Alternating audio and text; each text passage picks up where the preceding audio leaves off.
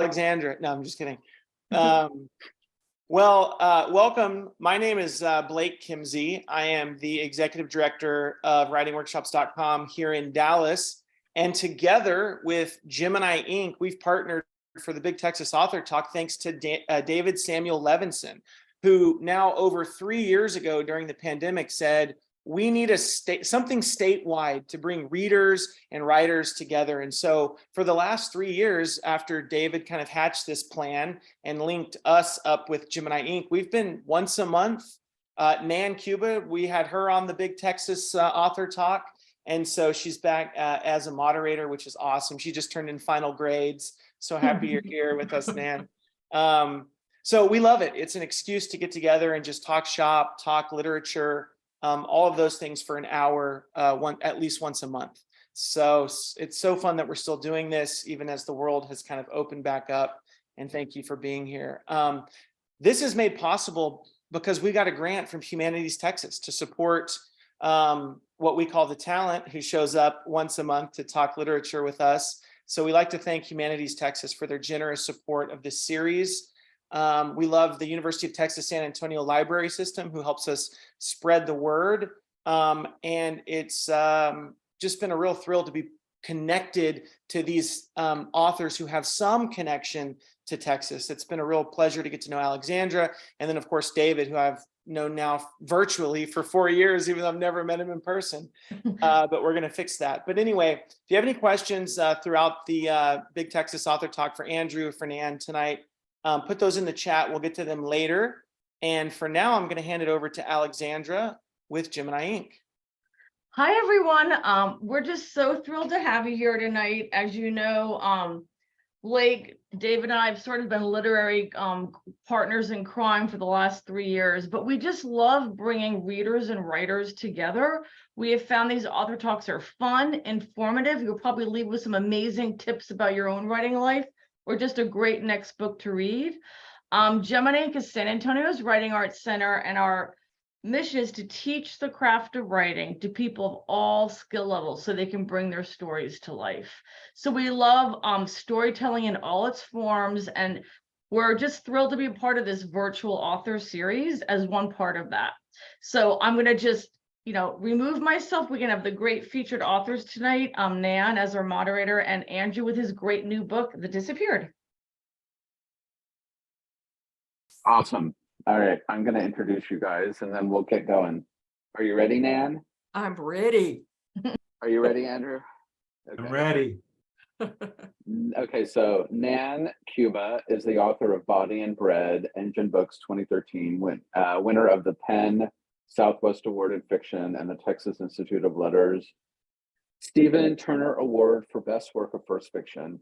It was also listed as one of 10 titles to pick up now in Oprah's Magazine, was a summer books choice from Huffington Post, and the San Antonio Express News called it one of the best books of 2013, and it is still one of the best books of 2023.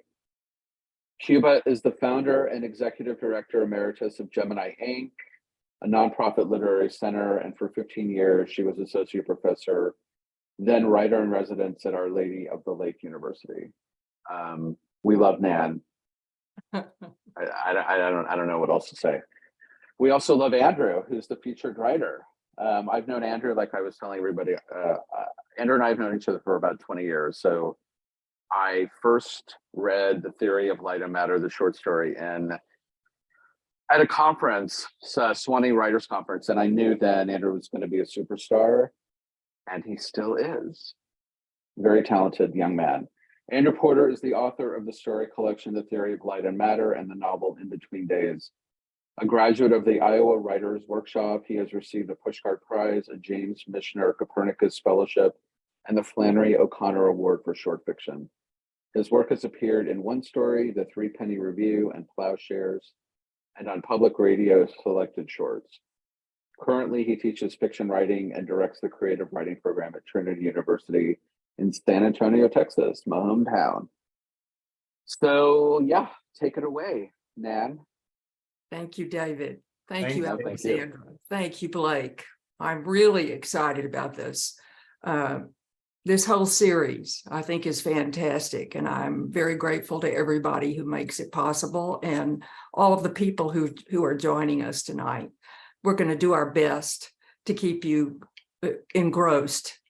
My goal is to celebrate this wonderful author and his brand new book. I wanted to show it to you in case you haven't seen it. It's called The Disappeared.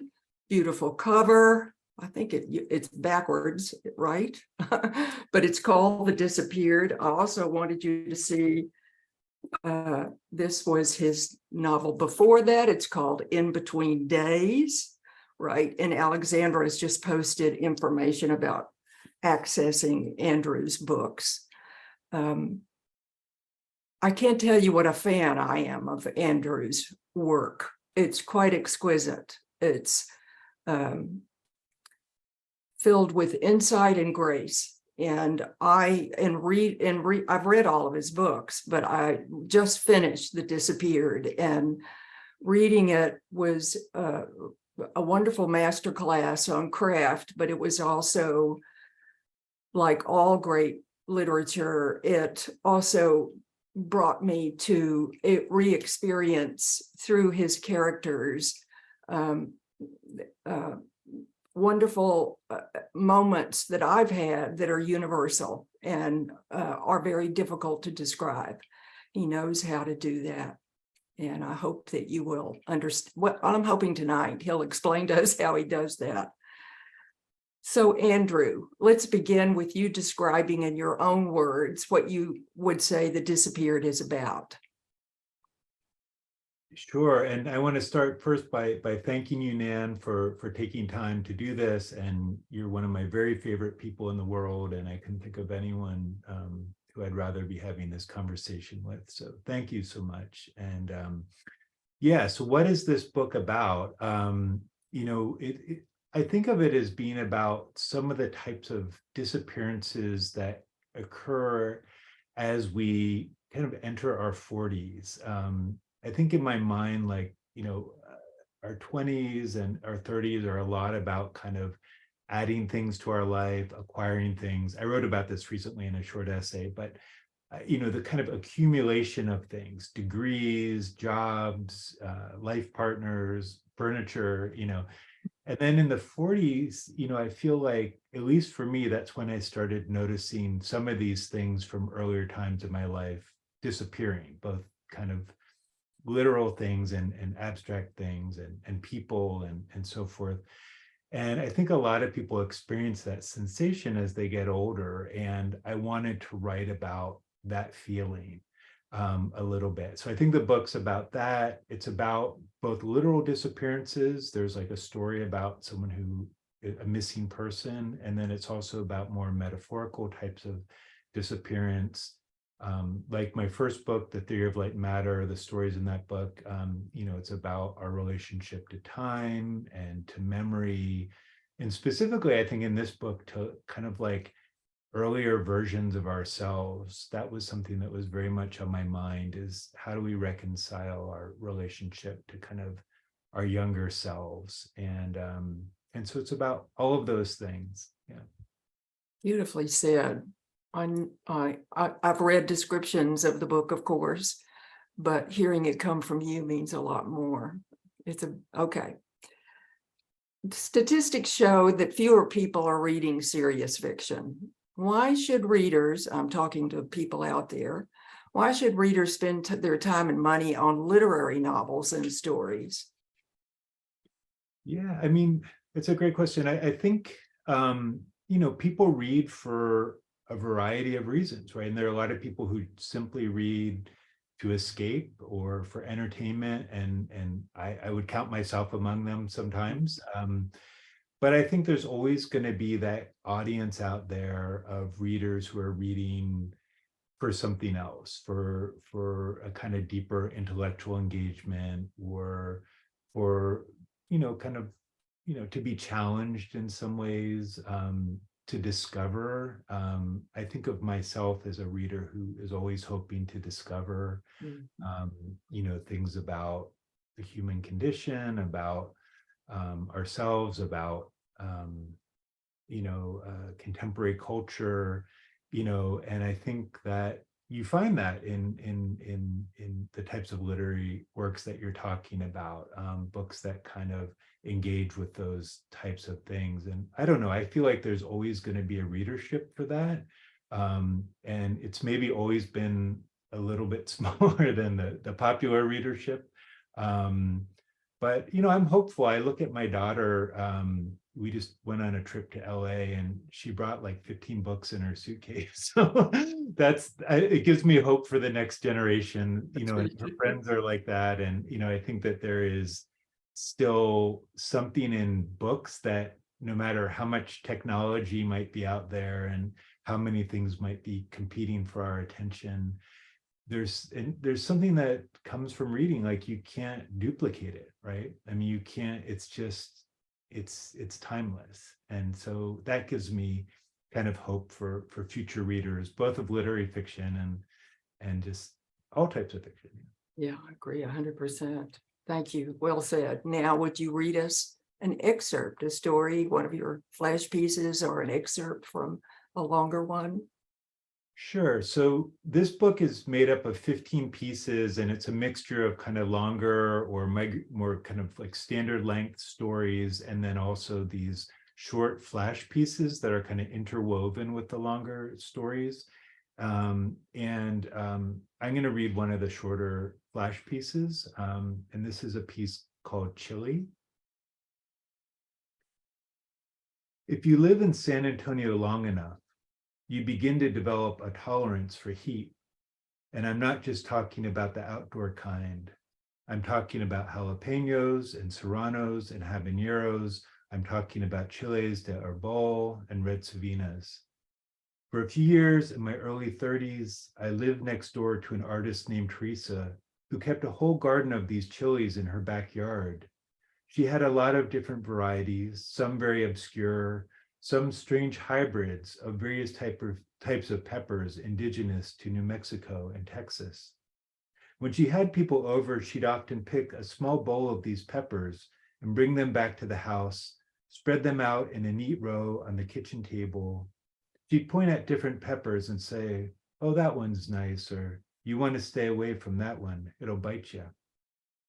Teresa was probably close to 80 at the time. She'd grown up in the Rio Grande Valley, but had lived in San Antonio for most of her life, surviving as an artist by cobbling together various fellowships and grants, the occasional small commission or sale, a teaching opportunity here or there. In the evenings, I'd often see her working out in the small studio behind her house, a tiny white stucco building with a red tiled roof that her second husband had apparently designed for her, back when they were still living together, back when they were still married. When she'd eventually emerged from the studio in the late evenings, she'd often wave to me if I was still out on my back porch and invite me over. Sometimes she'd invite over other people from the neighborhood as well, and we'd all bring whatever beer we could find in our fridges and convene around her kitchen table. As for Teresa, she'd supply the music, usually some type of folk music from the 1960s. I remember her playing a lot of Joni Mitchell and Joan Baez. And of course, the chili peppers, usually several plates of them if it was a big group. I can still remember one evening in early August. This must have been during that last summer I lived there. Teresa pointing out this very small, inconspicuous looking red pepper and warning everyone to stay away from it. Usually she joked about her peppers, but not this time. She was deadly serious. She said it probably wasn't even responsible for her to bring this pepper into the house where somebody might eat it by accident. But still, she said, she wanted everyone to see it. Wasn't it beautiful, she wondered? Wasn't it just perfect? And it was, small and shiny and red like a miniature bell pepper. She said it was the hottest pepper she'd ever grown, a unique hybrid of a Trinidad Marugo scorpion and something else. She didn't have a name for it yet, she said. She was simply calling it El Diablo. Using tongs, she placed it in the middle of the table where we could all see it better, and we all just stared. "Don't even touch it," she said, "and definitely don't let it get close to your eyes." Having lived next to Teresa for a while, I developed a bit of a tolerance for heat. I didn't think twice about eating a habanero, for example, or even a ghost pepper, which I tried twice. But this El Diablo was something different, I could tell. This wasn't a pepper you messed with. As the night went on and we drank more beers, we gradually worked our way through the other peppers at the table, everyone but El Diablo. It remained there in the middle of the room, solitary and untouched, even as people began to leave and Teresa cleared the table. She kept it there, as if not wanting to say goodbye to it yet. In a year from then, Teresa would be diagnosed with breast cancer, and within 2 years, she'd be gone. But for some reason, whenever I think of her, I still think about that night. The sight of her sitting at her kitchen table by herself, drinking a cold beer and smoking a cigarette, she'd never quit, staring at her beautiful red pepper, as if it were the child she'd never had or a painting she'd always wanted to make, this tiny, beautiful thing, so full of heat, it might kill you. Applause, applause. Perfect story for my next question. Oh, it's like we planned it. Okay. So Joseph Heller, who is best known for writing the novel Catch-22, once said his stories always begin with the last line. Then he worked backward. I actually heard him say this when he came to Trinity. Nobel laureate Alice Munro said her stories begin with an image, even though that image might not appear in the final version. Poet Ellen Bryant Voigt, whose sonnet collection about the 1918 Spanish influenza pandemic, Kyrie, was a finalist for the National Book Critics Circle Award, said each poem began with her hearing a distinctive voice saying something. Then she knew she had 14 lines for that voice to testify about his or her pandemic experience. So, Andrew, how do you begin? Do you have a practice for finding inspiration and direction for a story? Yeah, I mean, as I always say to my students, there's no right or wrong way to find a story. But for me, I've always started with an image. So I guess I'd fall in the Alice Munro camp. But I've always begun with an image. And Alice Munro, actually, in an essay that I teach of hers, she talks about the soul of the story and how stories have souls. And I know that seems like a little, kind of an abstract idea, but I think I really believe in that. Like, I do believe stories have soul, and usually that image contains that soul for me. And it's often connected just to like a feeling, which I know is, again, sounding kind of vague. But I kind of write toward that feeling that's contained in the image. I also feel like the image usually contains certain questions for me. And to give an example from the collection, like the first story in this collection, Austin, starts with an image of a guy who kind of stumbles upon a party, or he's at a party and he stumbles upon some old friends who he hasn't seen in about 7 or 8 years. And in those 7 or 8 years, he's gotten married, he's had children, and his life is completely changed. And his friends have not done those things, and they look pretty much the same and seem exactly the same. And it's as if they've been frozen in time. And they're all sitting around this fire pit. And so something about that image intrigued me, but it also contained like questions like, how does he feel about being a parent and a husband? How does he feel seeing his friends? And the fact that they seem pretty similar, and so on. And so there are all these questions kind of entwined with the image, and those questions are kind of what, for me, drive the story. So it's not just the image, it's kind of the questions they contain. Love that, of course. A friend and I walk each morning, and I'm trying to talk to him about fiction, and I'm saying it's a process of discovery. because you're trying to look for the answers to the questions. Wasn't it Chekhov who said, you're not trying to find the answers, you're trying to figure out which questions to ask, right? Yeah, I That's the love that. fun part. That is, I have to leap to Stuart Dybek, whom I read in an interview, and you and I have talked about, what is someone whose work you admire. And in some part, according to this one interview in Tri-Quarterly, you were thinking about when you wrote these particular stories, especially the story called Pet Milk. And if people haven't read it, they should. But this is what, could I read his comment? Is that all right if we go to this next? He says, when I wrote it, it started as a poem. And all I was trying to do was write a still life. That's an image. But I couldn't bring the objects I placed on the table alive, and I had the association with my grandmother. The story is based on an image. You have to create the image, and then the narrative is a way of exploring the image. And so it opens with a can of pet milk, and you begin creating the image and layering emotion through anecdote. Then he talks about how Gershwin and Cole Porter always shift from a major to a minor. And he says there's a move like that in writing when an image opens into narrative, or conversely, when narrative closes into image. It's like the change from major to minor.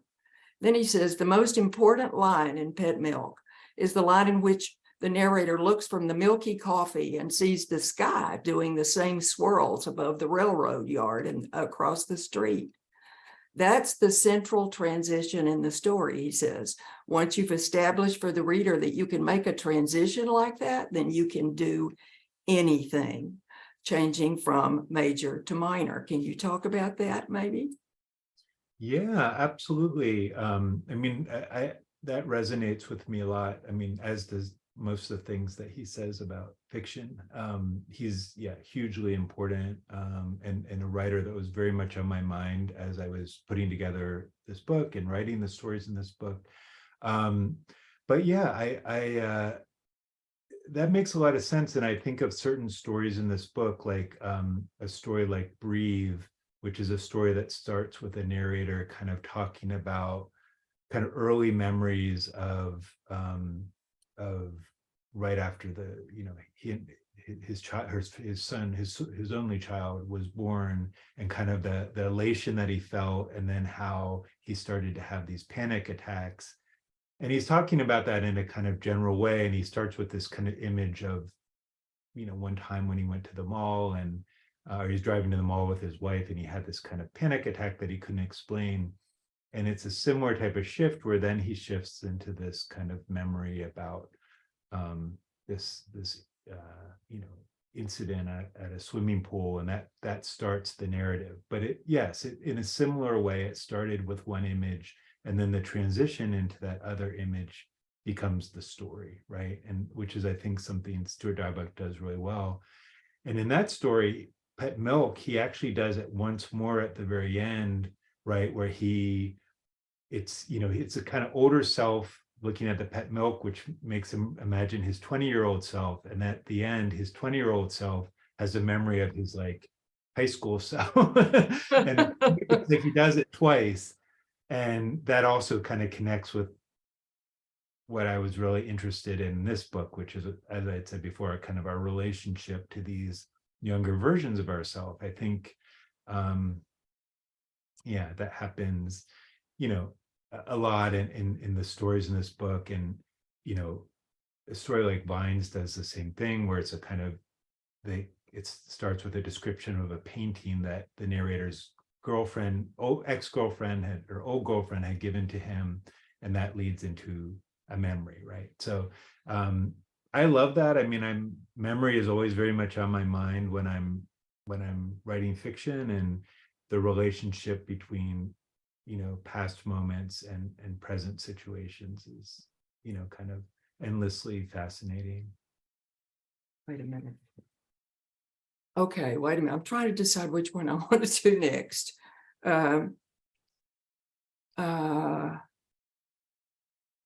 You talk about, I'm thinking this is a Stuart Dybek quote too. I'm trying to take what you're talking about and expand on it.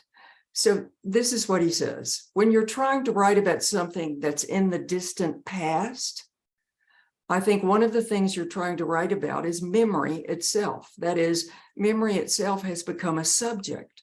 You might be writing about the past, but what you're really writing about is your present response to the past. That's what I think you're trying to do. He says, I don't read Proust as somebody who just wants to write about the past out of nostalgia, but somebody who wants to write about the power of the past in the present and the participation of memory in our present lives. Memory itself becomes a theme. Is that a little of what you're thinking about too with these stories? Absolutely. And I mean, even in my first collection, that book was also very much about memory and specifically the unreliability of memory. And in a similar way in this book, I have characters trying to kind of reconcile their relationship, right, with these other versions of themselves. And as a way of kind of trying to understand their current life, trying to understand their identity. And I think that's something we do all the time, right? As we go through life, we're constantly reminded of earlier versions of ourselves, right? We see an earlier version of ourselves in our children. We see it sometimes in our students. Like constantly with my students, I see the young writer version of myself, like nervous, should I do this? I feel like you just going through life, right? You're constantly confronted with memory, right? It's very hard to kind of go through a day and not have, numerous times be confronted with different versions of yourself. So that's what this book's a lot about. And kind of particularly as we age, and particularly I think in your 40s, you're thinking a lot about not just these kind of past versions of yourself in relation to who you are now and kind of what you've made of your life, but also like,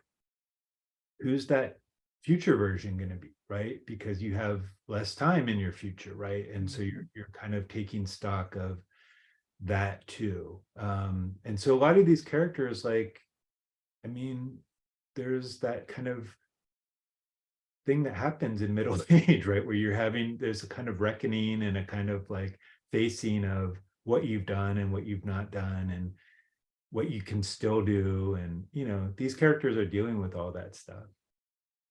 I'm going to change my mind about what I was going to ask and say one of my favorites was the story Rhinebeck, which is an unreliable narrator who actually, he says toward the end of the story, he's 43 and says it's strange to realize that he stepped onto the wrong train and ended up in a place he never expected, that it's like being in a dream, but he's not the dreamer. Oh, just love that. It was so exquisitely subtle, that whole story about us understanding the mistake that had been made. And they could not release, he and his two friends release themselves from that codependent relationship until he's 43. Hello. And now what does he do? So realizing things about ourselves, seeing ourselves in different ways. Could you talk a little bit about unreliable narrators and how you use them? Sure. I mean, I feel like all my narrators are pretty relatively unreliable, in part because they're often not in touch with these truths in their lives, right? And they're not able to see them. They have incredible blind spots, right? And through the course of this story, they sometimes gain some insight into that blind spot, right? But for much of the story, they're unreliable because of that, because they don't fully understand themselves, right?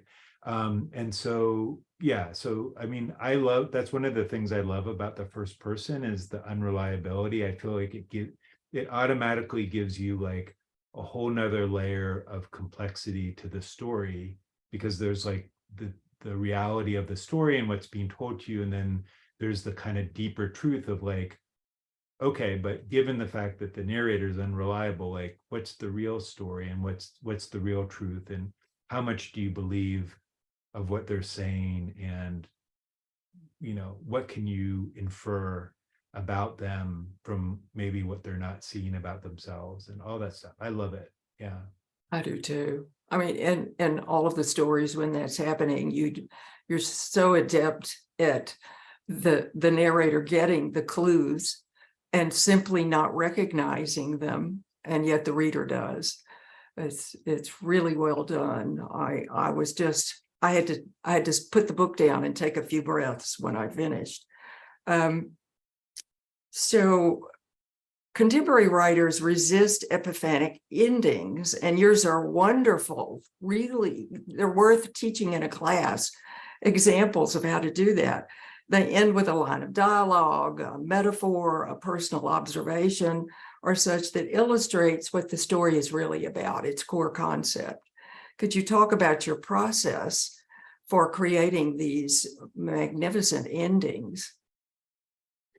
Well, thank you. I mean, I feel like when I'm writing a story, the ending is either something I see pretty clearly about halfway through, and I see that moment or what it's going to be, or else I don't see it, and it eludes me for sometimes for months or a year or years. It's always rough when I can't get the ending. But I put a lot of stock on endings, and I don't feel a story's finished till it's got that it ends on that right note. So I'll be patient and kind of wait to discover it. But one of the things I'm always thinking about is kind of related to what I was just talking about, and it's also related to something that my old teacher Marilyn Robinson used to talk about a lot in class, and she talked about how the majority of fiction is about a character coming to some understanding of their false relationship to the truth, which is different than saying most fiction's about a character coming to a realization. It's about coming to a recognition of their false relationship to the truth. And I think that that's what I'm thinking about at the end of the story. Like, I'm thinking about that blind spot, right? What is the character not seeing? And how can some glimpse of that be woven into the ending? Not in the form of like an epiphany or, something that feels false or, contrived in some way, but like, how can that moment of recognition be woven in a subtle, understated way? And it's often kind of through indirect means that I try to convey that, and I hope it comes through. Oh, they're beautiful. They were, as I was getting to the end of each story, I couldn't wait to see how you did it. It was so fun. Okay, so how would you describe the function of tone in The Disappeared? I mean, tone is one of the things I think about most. It's maybe the thing I think about most. I won't like continue with a story if I don't feel that there's something that feels wrong about the tone. And so I was aware as I was writing these stories that they were connected tonally. And I was, thinking about that. And also as I was kind of assembling the collection, I was thinking quite a bit about tone. I've always liked collections that feel tonally consistent, like Dennis Johnson's Jesus' Son, or like Laurie Moore's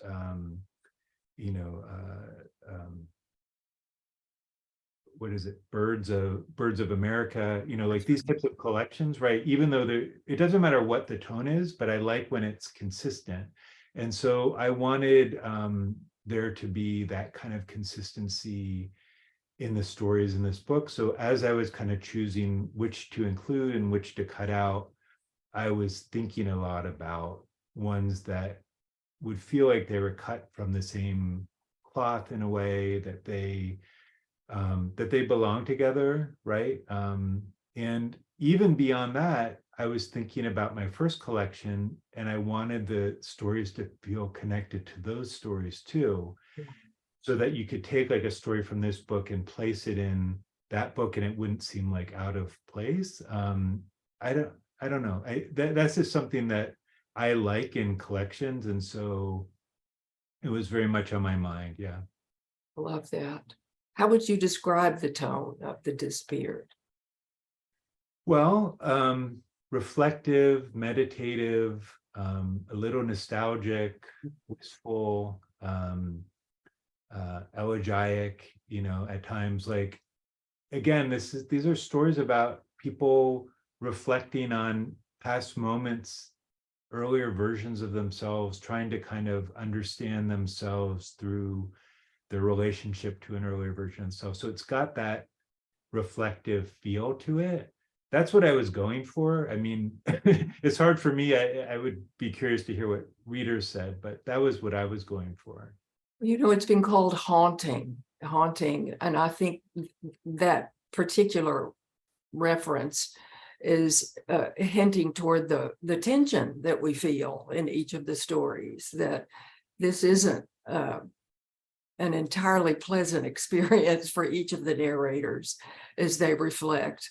They're making discoveries that include mistakes. And yeah, so haunting, I think, is probably a good way to describe it too. It is all of those words. Okay, so most of the stories are set in either San Antonio or Austin. And that's pretty interesting. Would you talk about setting, and do you call this a Texas book? Hint, hint. At the big Texas author talk, I better call it a Texas. But no, in all seriousness, I do. It is a Texas book. And I wasn't like, I didn't set out to do that. But again, like about halfway through the writing of these stories, I just started to realize, like, okay, they're all like, I'm setting everything in San Antonio and Austin. Like, I'm not varying the setting for some reason. There must be a reason for that, right? On a subconscious level. And so rather than trying to kind of disrupt that, I was like, I'm just going to lean into it, and everything from here on out, I'm going to kind of connect to those settings. And so, yeah, I mean, that, and once I decided to do that, I decided, like, I want to like celebrate some of the things that I love about this part of the country, right? Like you know, the foods, the flowers, the vegetation, the kind of the atmosphere, even like the heat, right? And the kind of languid feel of summers, the way kind of the world quiets down in extreme heat. And I wanted all of that to be in there, like things that I want to celebrate, that I love about this part of the country. And it's interesting, readers from outside of Texas who have commented on the book, they're like, this book does feel like you get a strong Texas feel, but it doesn't feel like the Texas that we traditionally think of, right? That this is a Texas of academics and artists and musicians, and, you know, it's a different type of world than what they've imagined. And so this is not like, certainly not like the definitive San Antonio or Austin. This is just kind of my, you know, my view, or my— Not a Larry McMurtry. It's not the Larry McMurtry. I love the Larry McMurtry. I do too. I have read interviews where you talk about the process being, you do a lot of writing about a character to discover everything that you can know. And I mean, it seems like many pages before you think you're really ready to shape the story or discover what the story is about. Could you talk about that and then segue into any kind of writing advice you have for people who are watching? Sure. Yeah, I mean, I do often, not with every story, like, but with certain stories, like, I find the need to write a lot of pages before I discover the story. So, like, an example from this book is like the story Rhinebeck. I mean, I wrote like probably like 70 pages about these characters. It's about 3 characters, like all college friends. And I was like, I just couldn't stop writing about them because I felt like I needed to understand more and more. And then, you know, at a certain point I stopped because I'd kind of exhausted myself, but I had to then winnow that down to a 20-page story. I mean, that story took me a long time, partly for that reason, but sometimes that happens, like the story keeps opening up, and I just, when that happens, I just go with it until I feel like I've written it out. And not every story is that way. Other stories, like it's much more, you know, kind of linear and, you know, paragraph by paragraph. They're all a little different, but quite often it's that what you're talking about. Writing advice. Yes, I you know, I was thinking about that, and what do I most commonly say to the undergraduates that I teach at Trinity? You know, and beyond just the kind of standard, like read a lot, write a lot advice. When they're graduating, when they're leaving, I always encourage them to find community, and whatever that means to them, or whatever that might be to them. But, you know, I think a lot of times they enjoy this kind of undergraduate creative writing world they have in college, and then, you know, I remind them that this isn't going to magically replicate itself when they graduate. You know, they're going to, especially depending on what type of job they have or where they end up living, like they're going to have to seek that out and create that for themselves. And, you know, for some of them that might mean, like, you know, social media writing community. It could mean a writers group. It could mean classes like you could take at Gemini Inc. or Dallas Writing Workshops Dallas, or it might mean just 2 or 3 close readers, or one close reader. But, you know, I think a lot about like my own experience as a writer, and like just last week I was reading at Skylight Books in LA, and I was in conversation with 2 friends from graduate school who I've known for 20 years. And we were sitting there in like the green room beforehand, and we were just like looking at each other, and we're like, the conversation we're about to have, we've been having this conversation for like 20 years.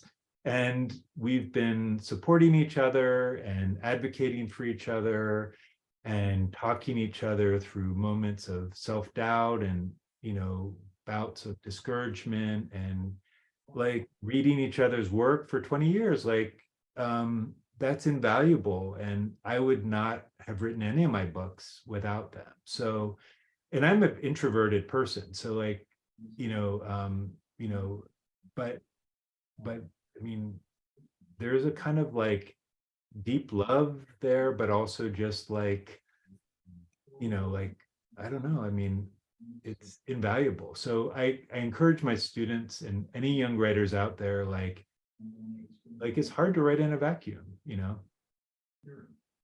Such great advice. It really is. It's a difficult pursuit if you don't have support. It can be very discouraging and difficult. And you are making discoveries that can sometimes be confusing, and you need the feedback. With Janet Burroway and her craft book said, revision is like trying to cut your hair in the back. I think that's so exactly. You need those eyes. You need you do. Yeah, you do. Well, thank you. I'm going to turn it over to Blake now and say we're ready for questions from people who have been watching. Thank you, Nan. Yeah, This was fun. Yeah, thank you for this conversation so far. This has been great. And we've gotten some great questions here in the chat as we have, and I'll start off here. I think I'm going to scroll up to where Ellen Guthrie has a question. She says, speaking to collections, how do you map out how stories intertwine with each other? Would love to know more about the birth of stories during first drafts and how to ensure that themes and topics mirror and or complement each other. Yeah, I think that that's a great question. You know, my process with both of my collections has been, hello? Uh, Can you hear me? Yes, Yeah, Um, yeah, so my process with both of my collections has actually been not to think about it too consciously as I'm writing the stories, but just to write until I've written myself out with, you know, in other words, to write more stories than I probably need for a collection. With the idea of assembling it later, having enough stories to kind of cut some out. And so with both of my collections, I probably had twice the number of stories.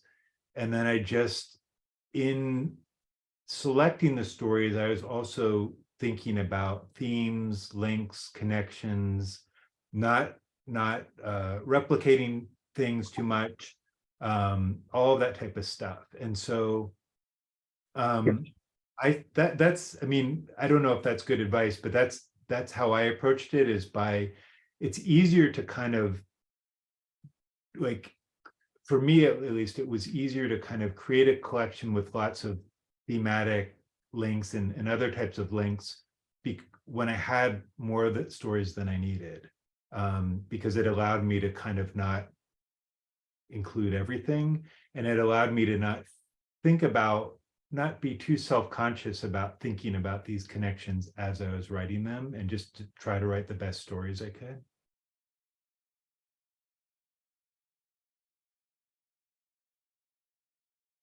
Can you hear me? Yes, yes. I was just scrolling up to see some more questions in the chat. Alexandra, do you have one handy? yeah, there's a lot, which is a Yeah. wonderful problem to have. I guess this is kind of a little bit connected to what you're talking about, and you might have half answered it already, Andrew, but a question about, this is from Andrew Rowe, a question about story length. Do you know at the outset if something will be shorter, flash, or longer? Or does it happen during the writing process and revision? So do you want to just kind of give us your first thoughts on that? Sure, and I know Andrew Rowe, or Andy Rowe. Great. Yeah. So thanks for the question. Yeah, you know, I think with the flash pieces, I was definitely like, I wrote them in a different way than I would typically write a story. So I was writing those in kind of spurts, and I would sit down with the idea that I'm going to try to write something quickly in about, you know, in a single sitting in maybe 20-25 minutes. And I wrote like a lot of those, and then just picked ones that seemed to work, or that were pretty close, if not finished, like close to finished. I didn't do a lot of revision with those, and I wrote them fast with the idea that I'm going to be doing like flash fiction in this you know, session. But so that's probably like the biggest difference between you know, shorter stories and the longer ones. With the longer ones, I don't always know the length.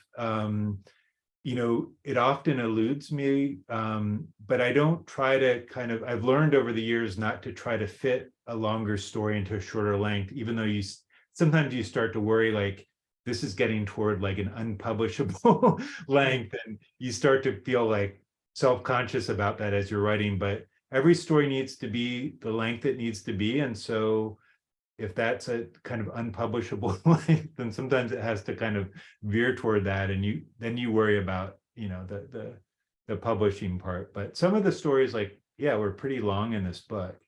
But I knew they needed to be that length. No, I love that, like not over worrying about fitting some outside like frames, you know, for the publishing world, like listening to your story first. This is a question by Jimmy Boss. How often do you draw from real life experiences for your stories?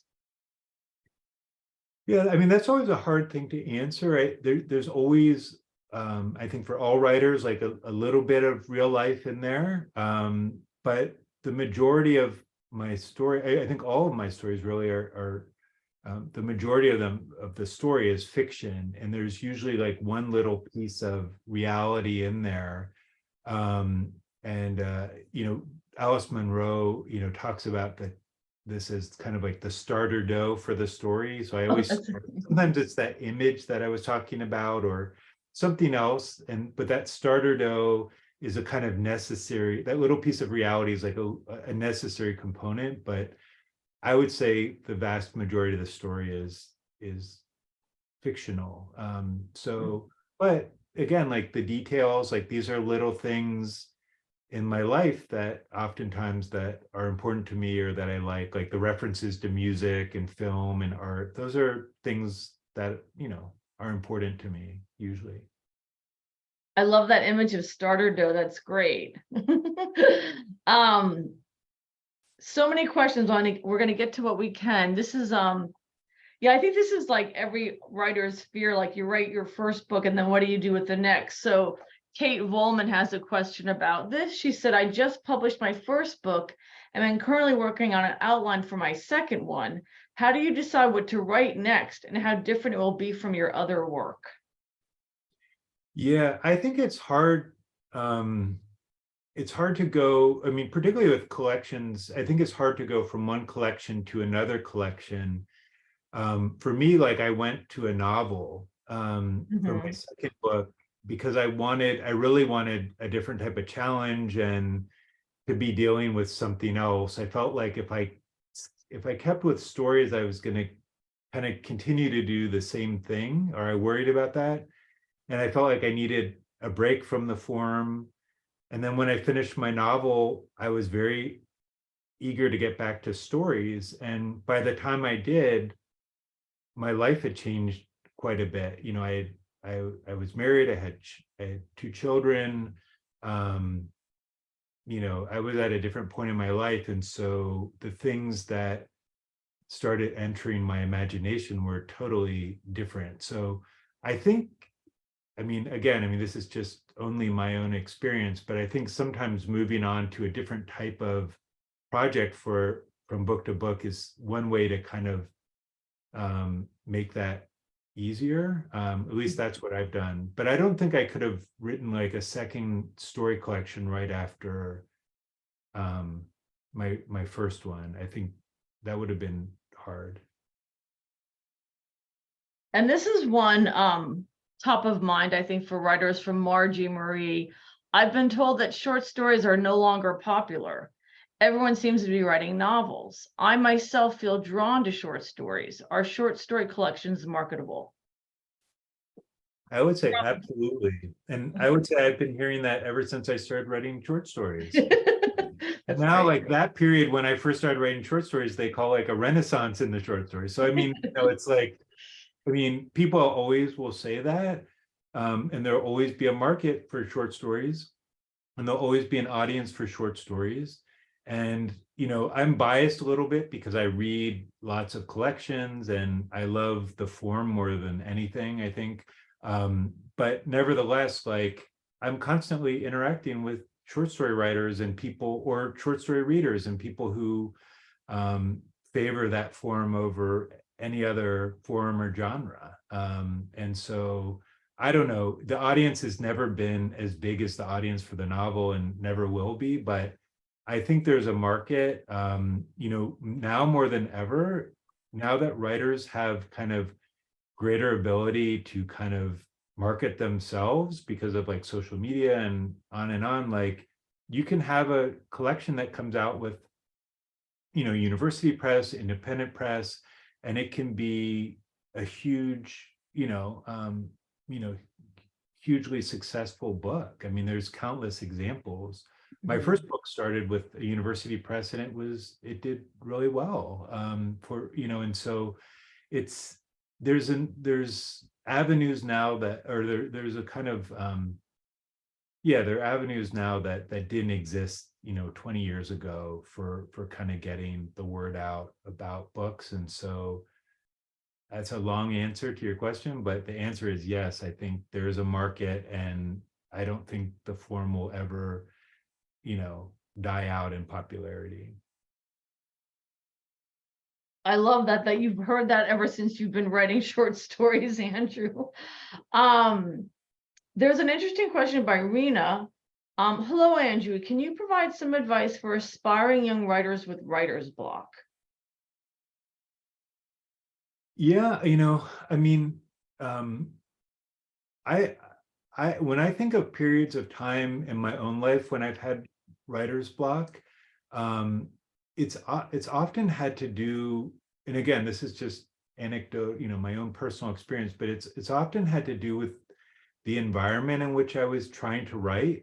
And this is just in hindsight, but I look back on my most productive times as a writer, and in all of those times, I've had the same type of kind of writing environment that works for me personally. And it's very specific and to me, but I've made this connection recently. And times when I've not been as productive, it's because I've been in a very different type of environment, one that's really like sort of claustrophobic and noisy and so forth, where I've lived in like small apartments and stuff. And so I would pay attention to like when you're productive, like what things are, what's your environment like when you're productive? Is it have to do with a certain time of day, a certain room in your house, a certain cafe, a certain, type of atmosphere, what works for you? And so I know I don't know if that totally answers your question, but I would think about times when you've not had writer's block and what's worked for you and try to replicate that in terms of the writing environment. So I'm just a big, believer in environment. A lot of writers will say you should be able to write, wherever, but I'm very sensitive to that. And so when I've had writer's block, I think it's partly just trying to write in spaces that weren't good, that just didn't have good writing energy. This is another interesting one from Rena that I think everyone will identify with. For aspiring writers, is social media as important as it regards to writing for yourself and your own truth than writing within a business mindset or to be sponsored? So I guess this whole role of social media in our lives, writing for your own truth and then writing with a business within a business mindset. So I guess how social media plays a role in that as for you as a writer.